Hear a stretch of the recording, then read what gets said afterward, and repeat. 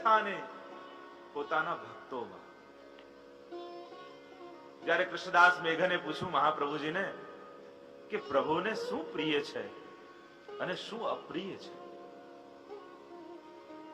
ત્યારે મહાપ્રભુજીએ કહ્યું કે ઠાકોરજીને ધુમાડો નથી ગમતો અને ભક્તોના દ્વેષી નથી ગમતા. જે વૈષ્ણવનો વિરોધ કરતો હોય, વૈષ્ણવનો દ્વેષ કરતો હોય એવો વ્યક્તિ પ્રભુને ગમતો નથી અને ધુમાડો પ્રભુને ગમતો નથી. ધુમાડાનો એક અર્થ તો ક્લેશ થાય, પણ છતાંય આપણી પુષ્ટિ માર્ગીય સેવા ક્રમમાં ઠાકોરજી આગળ બહુ ધુમાડો નીકળે. શીતકાળના દિવસો હમણાં ચાલી રહ્યા છે, અંગીઠી ઠાકોરજી આગળ ધરીએ પણ એ કોલસા પણ પકવી જાય, પાકી જાય, આગ બરાબર લાગી જાય, ધુમાડો નીકળતો બંધ થાય પછી ઠાકોરજી આગળ અંગીઠી ધરે. ધુમાડો પ્રભુને ગમતો નથી. અને પ્રભુને શું ગમે છે એમ પૂછ્યું તો કહ્યું પ્રભુને માખણ બહુ પ્રિય છે અને બીજું પ્રભુને એમના વૈષ્ણવો બહુ વહાલા છે. ગમે તેટલી સેવા વૈષ્ણવ કરતો હોય ઠાકોરજીની, પણ જો વૈષ્ણવને દુઃખ આપતો હોય, મહાપ્રભુજી તો ત્યાં સુધી કહ્યું કે તમારી સેવાને કારણે તમારા નોકરને પણ તકલીફ પડતી હોય, એને પણ તમે જો પરિશ્રમ આપતા હો તો સેવા છોડી દો. સેવા એ નિજાનંદ માટે છે, પોતાના આનંદ માટે છે. તમારી સેવા કોઈને તકલીફ આપવા માટે નથી. સેવા એ પ્રભુનું સુખ છે. 6 ગુણવાળા ભગવાન છે એટલે 6 અધ્યાયમાં પ્રભુના મહાત્મ્યની કથા કરી. પ્રથમ શ્લોકમાં મંગલાચરણ કર્યું. શાસ્ત્રોમાં 3 પ્રકારના મંગલાચરણની ચર્ચા કરવામાં આવી. નમસ્કારાત્મક, આશીર્વાદાત્મક અને વસ્તુ નિર્દેશાત્મક. 3 પ્રકારે મંગલાચરણ કરવામાં આવે અને મંગલાચરણ કરતા વ્યાસજી બોલ્યા પ્રભુના સ્વરૂપ, સામર્થ્ય અને સ્વભાવ ત્રણેયનો પરિચય મંગલાચરણમાં કરાવે. પ્રભુનું સ્વરૂપ કેવું છે તો કહ્યું સચ્ચિદાનંદ રૂપાય. પ્રભુનું સામર્થ્ય કેવું છે કે વિશ્વોત્પત્ત્યાદિ હેતવે, વિશ્વની ઉત્પત્તિ, સ્થિતિ અને લય કરે છે. અને પ્રભુનો સ્વભાવ કેવો છે, જે એમની શરણમાં આવે એમના ત્રિવિધ તાપ, આદિ ભૌતિક, આધ્યાત્મિક અને આદિ દૈવિક, આ ત્રણેય તાપોને પ્રભુ હરી લે છે. તો એવા પ્રભુ કોણ છે તો કહ્યું શ્રી કૃષ્ણાય વયમ નમઃ. એ બીજું કોઈ નહીં, એ કૃષ્ણ છે. કર્ષતિ ઇતિ કૃષ્ણ, જે કર્ષણ કરે, જે ખેંચે પોતાની ઓર, એ જ કૃષ્ણ છે. જો બીજા બધા દેવી દેવતાઓમાં તો મન લગાડવું પડે, પણ જો કૃષ્ણને જાણી જાઓ તો એ તો મનોહર છે, મનને ખેંચી લે છે.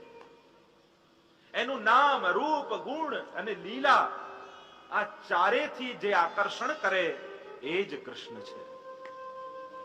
પ્રભુ નામથી આકર્ષણ કરે. કૃષ્ણ નામ જપતે શ્રવણ સુન્યો રી આલી, ભૂલી રી ભવન હો તો બાવરી ભઈ. ગોપીના કાનમાં જ્યાં કૃષ્ણ નામ પડ્યું, બાવરી બનીને દોડવા લાગી નંદાલયની ઓર. નામથી આકર્ષણ, રૂપથી આકર્ષણ. ગિરધર સબહી અંગ કો બાંકો. ત્રિભંગી છે ને પ્રભુ, ત્રિભંગી લાલ કહેવામાં આવે. ગ્રીવાથી વાંકા, ગળાથી વાંકા, કટીથી વાંકા અને ચરણથી વાંકા. ત્રિભંગી છે. 3 જગ્યાએથી વાંકા છે પ્રભુ. કોઈએ કહ્યું કે કૃષ્ણ આમ વાંકા કેમ છે તો મેં તો એ જ કહ્યું કે જો સીધી ખીલ્લી હોય ને એ દિવાલમાં નાખો તો સીધી સીધી ખેંચાઈ જાય, પણ એકવાર વાંકી થઈ જાય અને અંદર ઘૂસી જાય પછી એને કાઢવી અઘરી. એમ કૃષ્ણ જ્યારે હૃદયમાં ઘૂસી જાય પછી એને કાઢવો અઘરો છે. એ તો વાંકો છે. એ એકવાર પ્રવેશ કરે, એ એકવાર પકડે પછી એ છોડતો નથી. રૂપથી આકર્ષણ, લીલાથી આકર્ષણ. એવી અદ્ભુત લીલા કરે, મન હરાઈ જાય. બાળકને બાલ લીલામાં આનંદ આવે, કિશોરને કિશોર લીલામાં આનંદ આવે, પ્રૌઢને રાજ લીલામાં આનંદ આવે.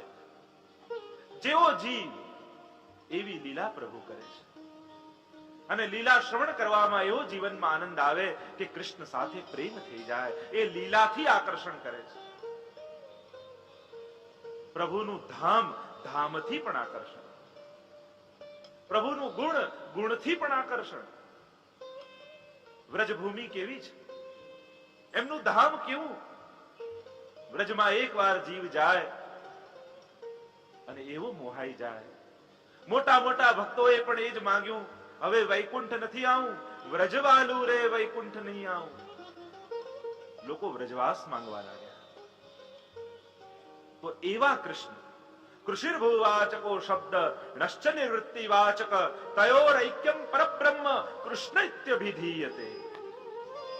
ઉપનિષદકારોએ કૃષ્ણ શબ્દની વ્યાખ્યા કરી, જે સદાનંદ છે એ જ કૃષ્ણ છે. સર્વત્ર જેની આનંદની સત્તા છે એ જ કૃષ્ણ છે. તો એવા કૃષ્ણને વયમ નુમઃ એ નમન કરીએ છીએ. જો નમન પણ ત્રણ રીતે થાય, ભયથી, સ્વાર્થથી અને સ્નેહથી.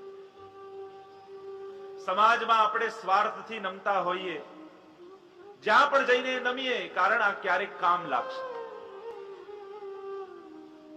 સ્વાર્થનો સ્નેહ છે, પણ ભગવાન જોડે સ્વાર્થ ન રાખશો, સ્નેહથી નમો.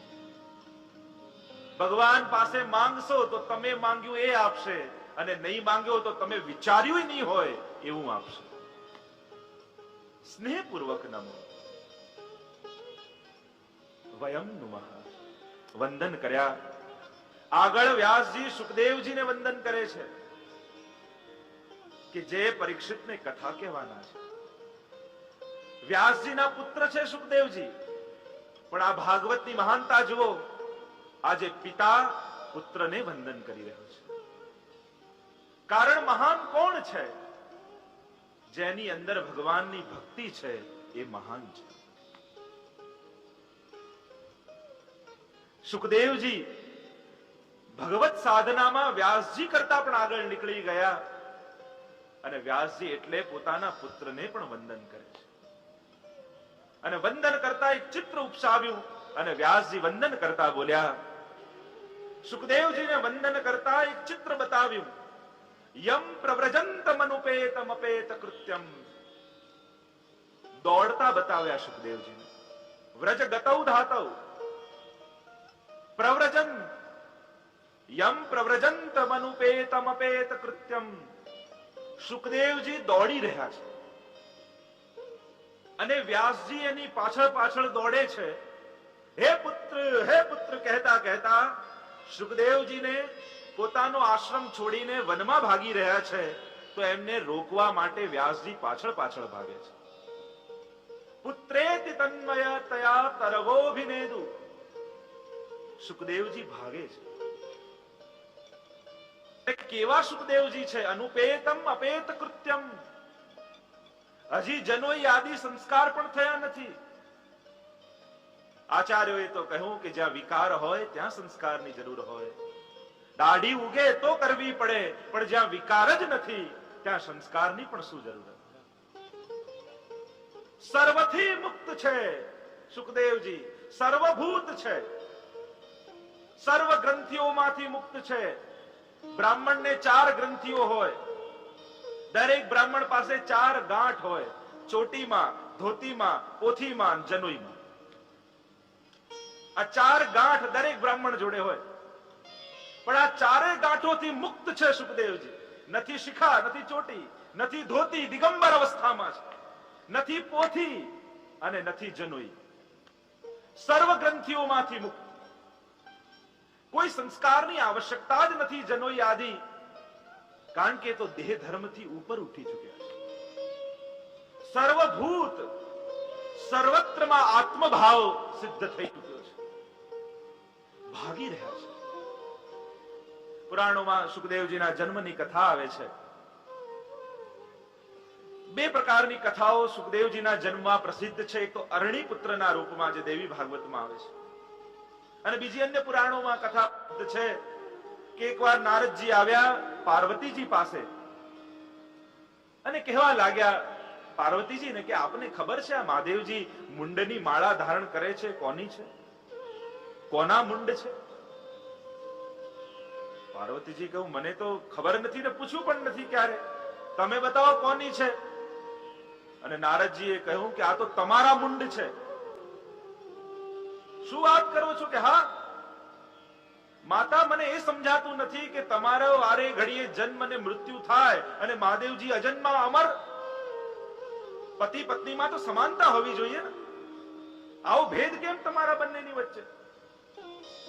અને પાર્વતીજીને વિચાર આવ્યો કે વાત તો સાચી, બસ આવા દો એમને એટલી વાર. નારદજી કહેવા લાગ્યા મારું નામ ના કહેતા.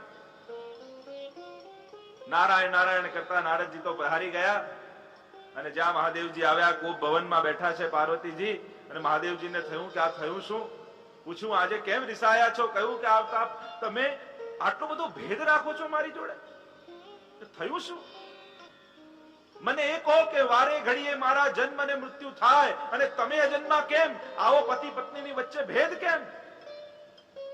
મહાદેવજીએ કહ્યું શું નારદજી આવ્યા હતા? એ કોઈ બી આવ્યું હોય પણ આપણા બંનેની વચ્ચે આવો ભેદ કેમ? પતિ પત્નીમાં સમાનતા હોવી જોઈએ. તમે અજન્મા છો તો તે મારું વારે ઘડીએ મૃત્યુ અને જન્મ કેમ થાય? અને ત્યારે મહાદેવજીએ કહ્યું હું અજન્મા અને અમર એટલા માટે છું, મારા હૃદયમાં ભગવાનની અમર કથા બિરાજે છે અને આ ભાગવતી અમૃત કથાને કારણે મારું ક્યારે મૃત્યુ થતું નથી, અને મૃત્યુ ન થાય તો જન્મ ક્યાંથી થાય? અને પાર્વતીજીએ બે હાથ જોડી વિનંતી કરી, હું આપની અર્ધાંગીની છું, આપનું જે કંઈ પણ હોય એમાં અડધો ભાગ મારો પણ લેખાય. કૃપા કરો ને મને પણ આ અમૃત સુધાના પાન કરાવો. અને મહાદેવજી પ્રસન્ન થયા. આજે પાર્વતીજીને કથા સાંભળવાની ઈચ્છા થઈ. એક વિશાળ વટવૃક્ષ હતું, એની નીચે આવીને મહાદેવજી બિરાજ્યા. પાર્વતીજીને કહ્યું તમે સામે બિરાજો, હું કથા કહેવાનો પ્રારંભ કરીશ અને એના માટે હું સમાધિમાં બેસીશ. કારણ કે ભાગવતની કથા એ સમાધિ કથા છે. પણ તમે સાંભળી રહ્યા છો એ મને ખબર પડે એના માટે તમે હુંકારો આપતા રહેજો. નક્કી કરવામાં આવ્યું ને મહાદેવજી આવીને પ્રથમ તાળી વગાડી. જેટલા પણ પશુઓ હતા બધા જ સ્થાન છોડીને જવા લાગ્યા. બીજી તાળી વગાડી. જેટલા પક્ષીઓ હતા બધા જ સ્થાન છોડીને જતા રહ્યા. ત્રીજી તાળી વગાડીને જેટલા નાના નાના જંતુઓ હતા એ પણ સ્થાન છોડીને ત્યાંથી પસાર જતા રહ્યા. નિર્જન સ્થાન બન્યું. કારણ આ ભાગવતી કથા કોઈ અનધિકારી પાસે ન જતી રહે એટલે મહાદેવજીએ સ્થાનને નિર્જન કરી દીધું. પણ કહેવાય છે કે જે વૃક્ષની નીચે મહાદેવજી કથા કહેવા બિરાજ્યા છે એની ઉપર જ એક પોપટનો માળો છે, શુકનો માળો છે. અને ત્યાં એ સુકીએ ઈંડું મૂક્યું છે જે ફૂટવાની તૈયારીમાં છે. માં તો ઉડી ગઈ મૂકીને, ઈંડું રહી ગયું છે જેમાંથી બચ્ચું બહાર જ આવવાની તૈયારીમાં છે. અને અહીંયા મહાદેવજી સમાધિમાં બિરાજ્યા છે. ભાગવત કહેવાનો પ્રારંભ કર્યો છે અને સામે પાર્વતીજી બેસીને કથાનું શ્રવણ કરી રહ્યા છે. અને પ્રસિદ્ધ કથા છે. શ્રવણ કરતા કરતા પાર્વતીજીને નિંદ્રા આવી ગઈ. એટલે જો કથામાં ઊંઘ આવી જાય ને તો બહુ ટેન્શનમાં નહીં આવું. અનાદિ પરંપરા છે. પાર્વતીજી સૂતા એટલે તો કથા આપણને મળી, નહીં તો કથા મળે. એક વાર એક કથાકાર કથા કહેતા તો સામે એક ભાઈ સુઈ ગયા. પેલા ઉઠાડ્યા કે આ સુવો છો કથા? ના ના મને વિશ્વાસ છે તમે ખોટું નહીં બોલો, સાચું જ કહેશો, બોલો બોલો. તો ઊંઘ આવી જાય તો એમાં બહુ ચિંતા નહીં કરવી. પાર્વતીજીને નિંદ્રા આવી ગઈ અને હુંકારો જેમ જેમ આપતા હતા. શુકનો સ્વભાવ હોય છે જે સાંભળે એનું અનુકરણ કરવા લાગે. મહાદેવજીના મુખે કથા સાંભળતા સાંભળતા એવું ચૈતન્યત્વ પ્રગટ થયું. એકના બચ્ચાની અંદર ઈંડું ફોડીને બહાર આવ્યું. કથામાં એવું મન લાગ્યું અને ત્યાં પાર્વતીજીને સુતા જોયા. આ શુકના બચ્ચાને થયું ક્યાંક મહાદેવજી આંખો ખોલીને કથા કહેવાનું બંધ ન કરી દે એટલે ઉડતા ઉડતા પાર્વતીના ખોળામાં આવીને બેસી ગયું. અને જેમ પાર્વતીજી હુંકારો આપતા હતા એમાં શુકનું બચ્ચું પણ કહીને હુંકારો આપવા લાગ્યું. અને મહાદેવજીને એમ થયું કે કથા પાર્વતીજી સાંભળી રહ્યા છે. જ્યાં કથા પૂર્ણ થઈ અને આંખો ખોલીને જોયું તો પાર્વતીજી તો સૂતા છે અને શુક કથા સાંભળી રહ્યું છે.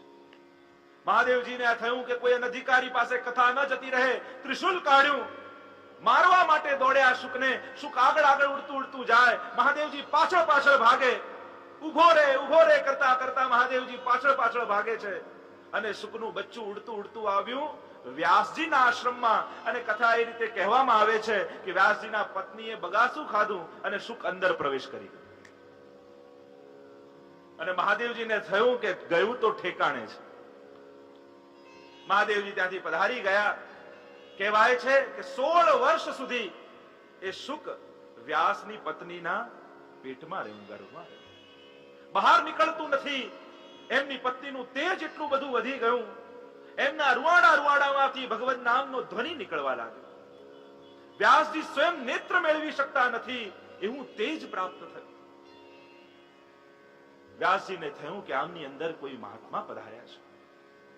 વિનંતી કરી કે આપ બહાર પધારો. અંદરથી સુખદેવજીએ કહ્યું બહાર તો આવું, પણ એક શરત, પહેલા ભગવાનને અહીંયા બોલાવો અને એ જો મને વચન આપે કે હું બહાર આવું અને એમની માયા મને ક્યારે સતાડશે, એ વચન જો ભગવાન મને આપે તો જ હું બહાર આવું. અને કથા એમ કહેવામાં આવે છે કે ભગવાને સ્વયં આવી વચન આપ્યું કે તને મારી ક્યારે માયા નહીં સતાવે. અને આટલું કહેતા જ સુખદેવજી બહાર પધાર્યા અને યમ પ્રવ્રજંતમ અનુપેતમ અપેત કૃત્યમ, સીધા વ્યાસજીના આશ્રમ છોડીને ભાગ્યા.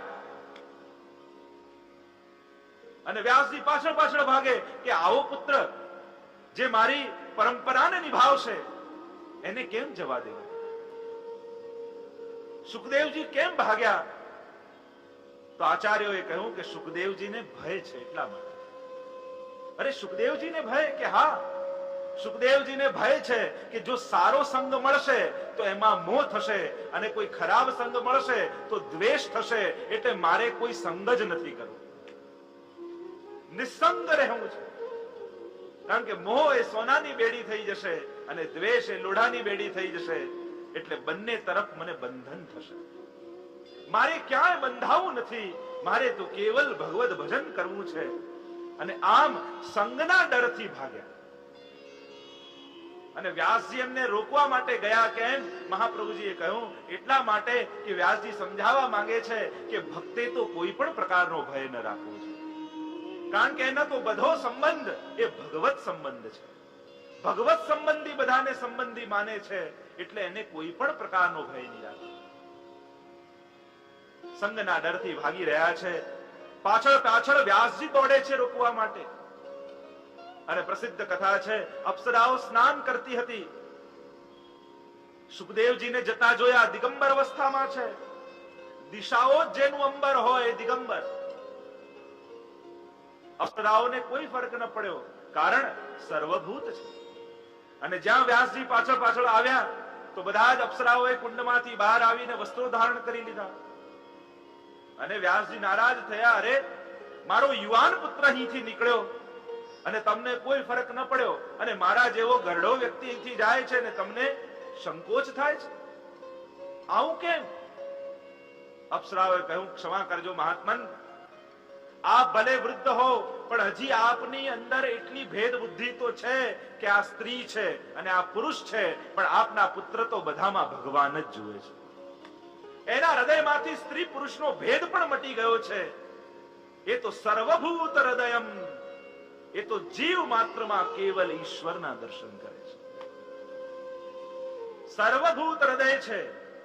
અને સુખદેવજી આગળ આગળ ભાગે, વ્યાસજી પોકાર કરે, સુખદેવજીએ તો ઉત્તર ના આપ્યો.